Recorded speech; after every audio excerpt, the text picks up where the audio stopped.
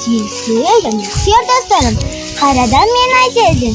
Достар, бүгін мен сіздерге құрой жана түлкі деген жомоқты оқып берем. Алгач мен силерге құрой жөнүндө кызыктуу маалымат айтып кетейин. Силердин үйүңөрдө үй жаныбарлардын арасынан короз ойгонот.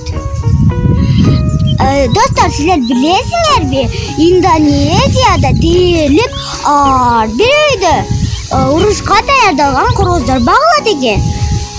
Эгерде силерде короз жөнүндө кызыктуу маалыматтар болсо, комментарийге жазып кеткиле. Мен күтөм. Короз менен түлкү.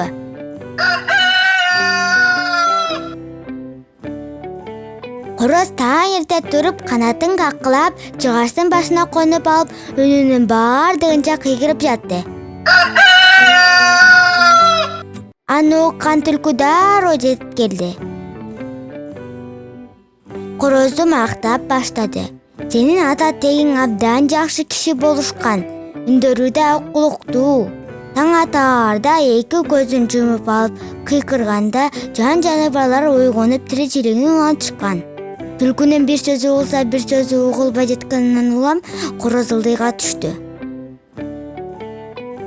Атаңдай болуп көздү жумуп, каттуу кыйкырып койчу деп сурады түлкү. Короз көзүн каттуу жумуп, үнүн бардыгынча кыйкырды эле корозду лып кармап колтугуна кысып жөнөдү.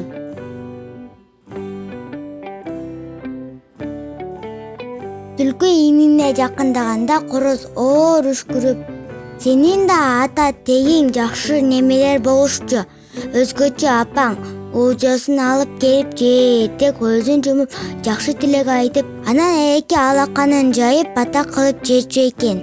Ошон үчүн укум тукумгар уланып жатат да, деди короз.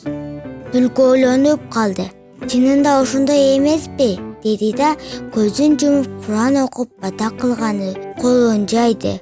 Ушуну күтүп турган короз түлкүнүн колтугунан чыгып дароо жакын турган талдын бутагына конду. Түлкү көзүн ачса короз жок.